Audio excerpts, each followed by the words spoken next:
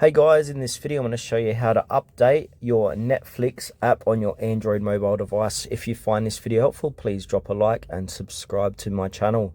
In saying that, let's just jump straight into the video.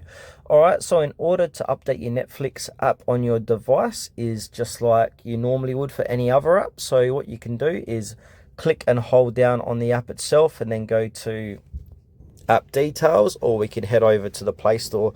So I'm going to show you by using the Play Store. So I'm going to click on the Play Store.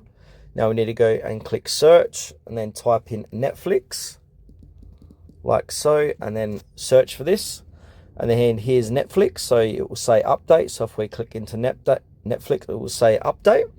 Now another way we can do this is clicking down and holding on to Netflix app and then click on the information eye next to Netflix.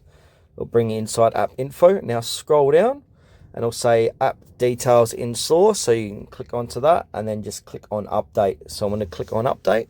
Now it's going to go through the updating process. And then once that has happened, go ahead and open up your Netflix app.